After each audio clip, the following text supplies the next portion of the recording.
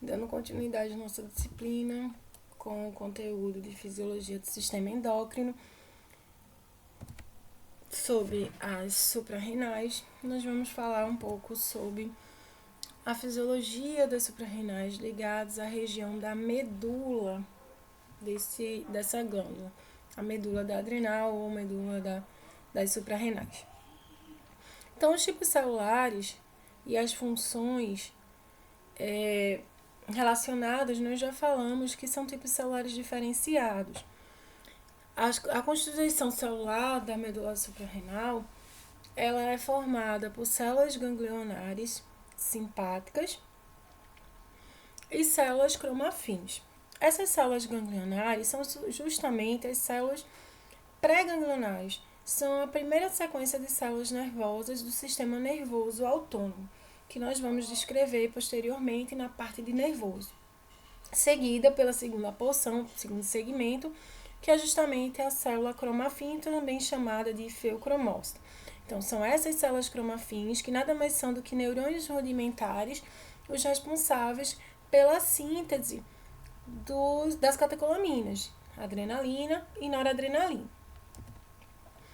Essas células cromafins têm tipos diferenciados. 85% delas são responsáveis pela secreção de adrenalina e cerca de 15% pela de noradrenalina, o que vai variar de acordo com a espécie animal. Existem animais onde a maior secreção se mantém como noradrenalina.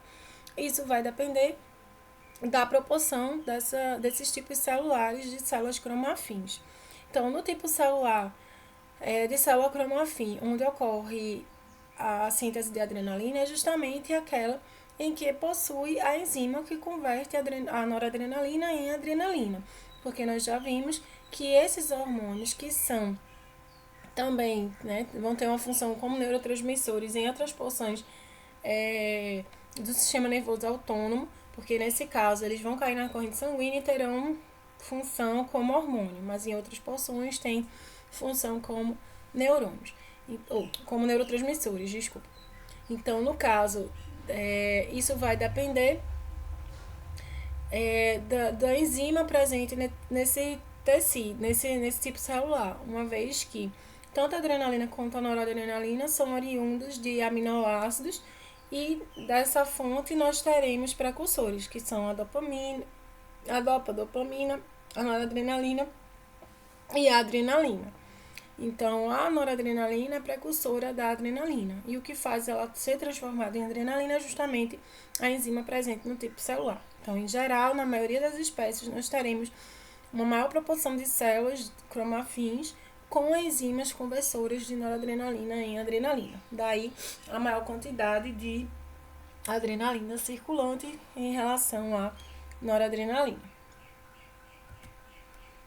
Então, são células diferenciadas que vão produzir adrenalina ou noradrenalina.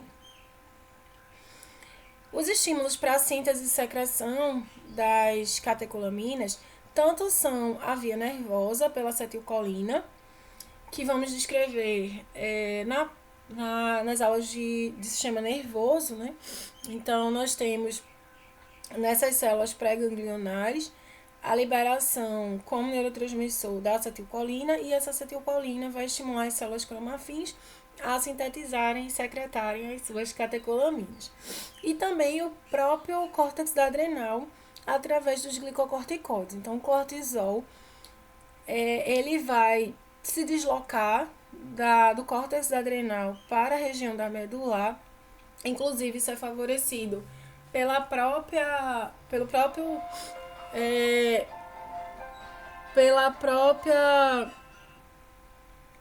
sistema vascular ali presente.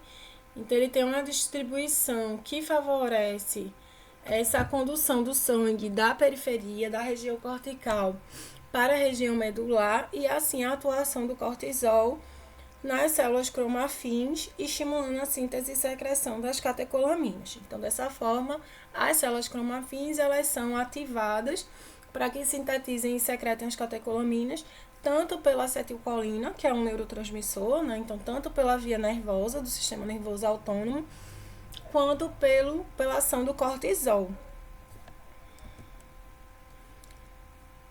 Então, dessa forma, as catecolaminas, noradrenalina e adrenalina, vão atuar nas suas células-alvo, sendo sintetizados e secretados e atuar nas suas células-alvos por esses estímulos.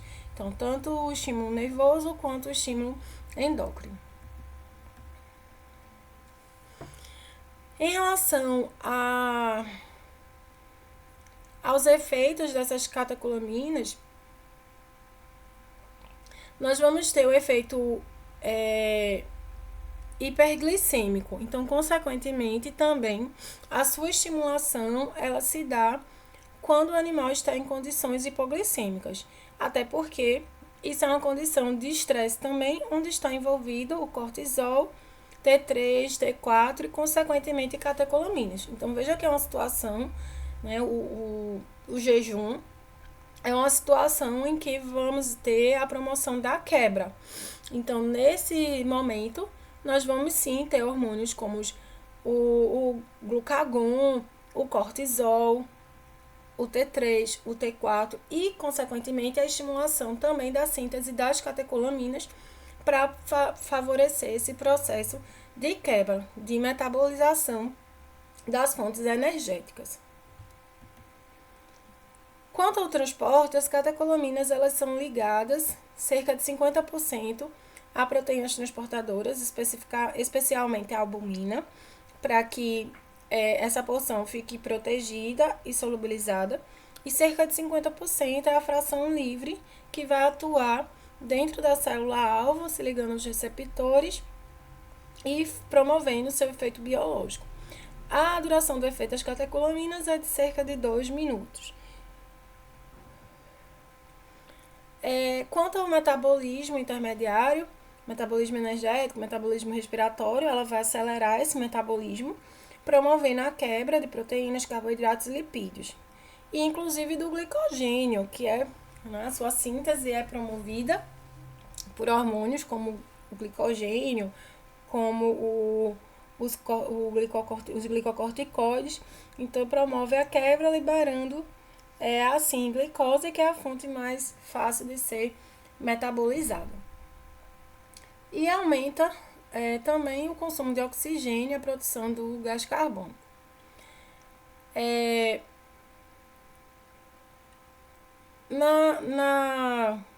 No fígado, né, ela vai promover grandemente, então, essa atuação na quebra do glicogênio, que é favorecida a síntese a partir de fontes de não carboidratos, como é o caso das proteínas, né? Os aminoácidos advindos das proteínas quebradas na musculatura, por exemplo. Então, esses aminoácidos advindos da proteólise, eles são grandemente convertidos em glicogênio e esse glicogênio sofre a ação das catecolaminas para ser liberado como glicose. Então, em virtude disso, ocorre uma hiperglicemia. Também metaboliza as gorduras, né? As catecolaminas têm como função também essa quebra, essa lipólise, a quebra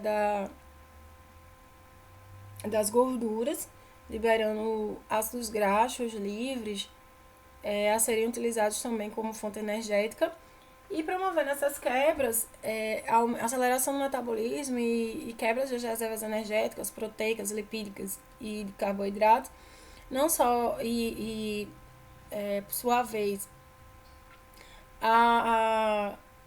com a utilização do ATP, a hidrólise do ATP, nós vamos ter também, a partir disso, a produção de calor.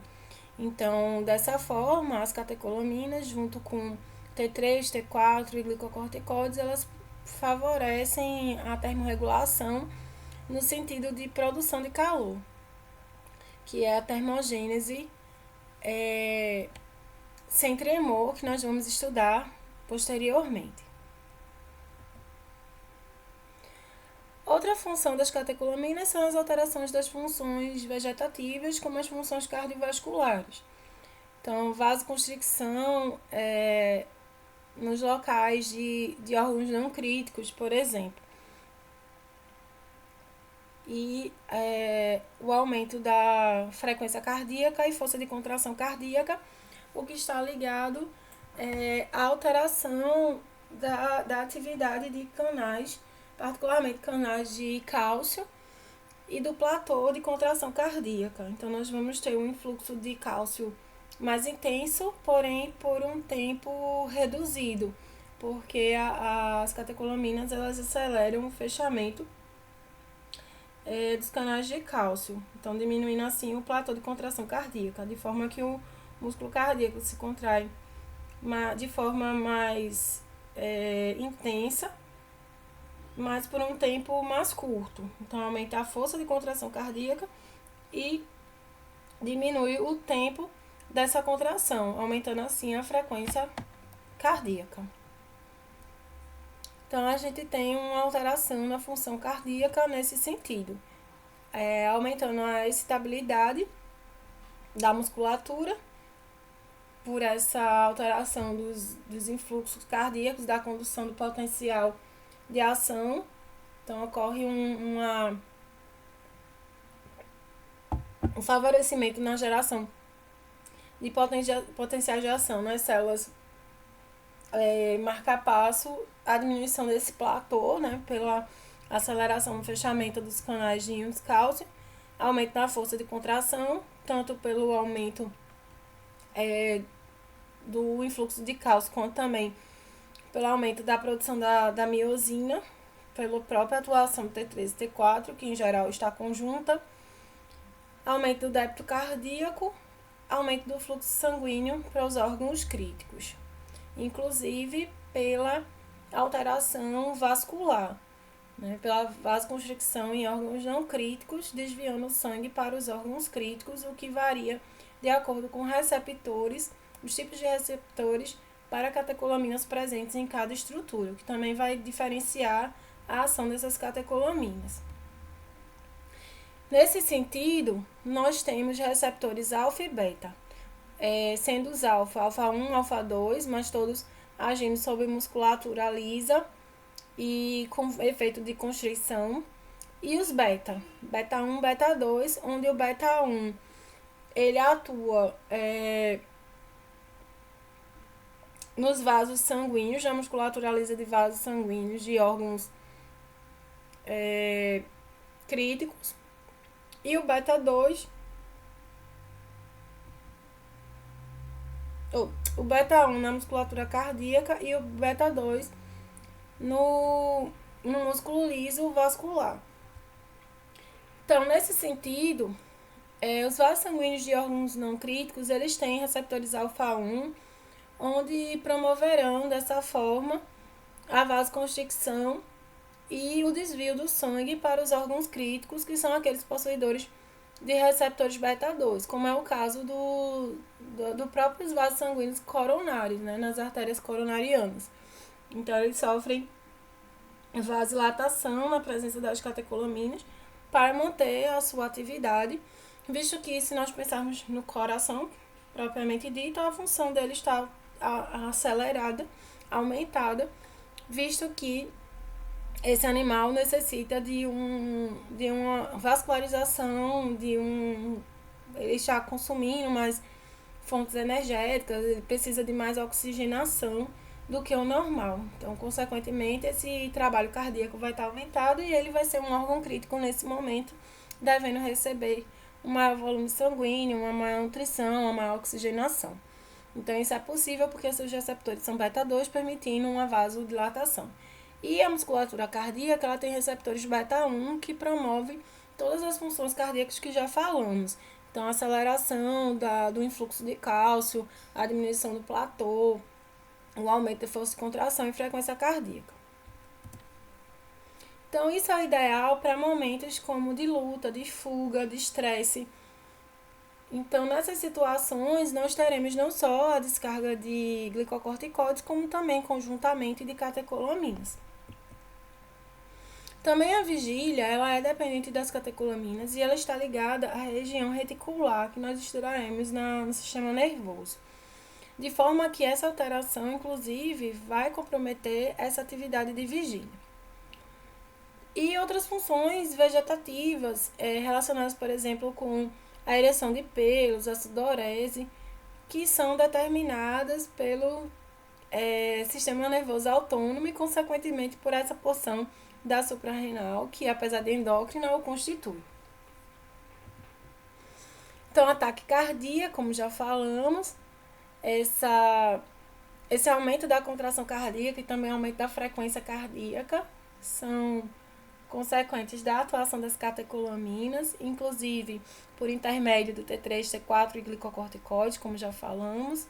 Ataque apneia, para aumentar, o que favorece o aumento da troca gasosa para ser distribuída, né? Então, como o metabolismo está acelerado, ocorre maior produção de CO2 e maior consumo de oxigênio.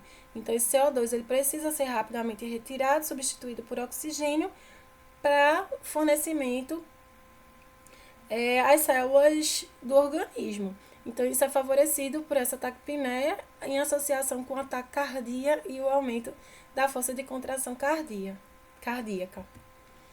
E a termorregulação, também função das catecolaminas, uma vez que acelerando o metabolismo energético, haverá aumento da produção de calor conjuntamente,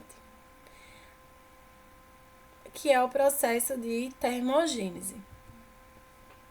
Mais uma vez, obrigada. E lembrem que todas as imagens foram retiradas do Google, não nos cabendo direito autoral e, portanto, não temos a autorização para compartilhamento ou baixar esse material. Ele é de uso exclusivo para a disciplina via plataforma ARVA. Um bom dia para todos e bons estudos!